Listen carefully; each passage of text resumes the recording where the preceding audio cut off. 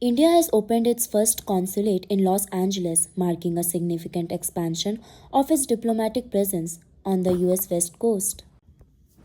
Located on the 45th floor of the AON Center in downtown Los Angeles, the new consulate will serve Southern California as well as Arizona, Nevada, and New Mexico.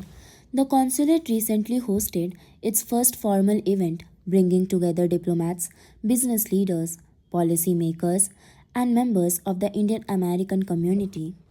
The gathering was headlined by the India's Consul General in Los Angeles, Dr. K.J. Srinivasa, and former US Ambassador to India, Eric Garcetti.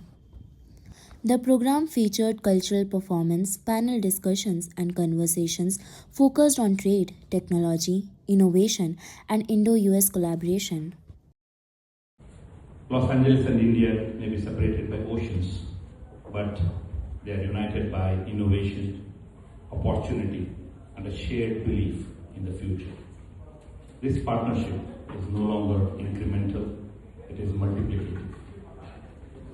Today, we are living in an era where growth is no longer measured merely by trade volumes or investment figures, but by the scale of transformation we enable together across technology, climate action, creative industries, mobility, and human capital. Los Angeles is not just a city, it is a global platform. India is not just a market, it is a global force.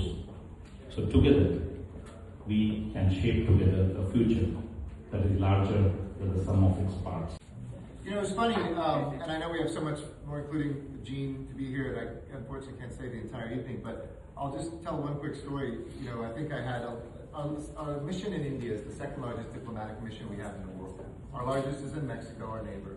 India, a lot of people don't know this, is our second biggest mission by people in the world for America, or at least it was. This was before killing off USAID, but I think we're still.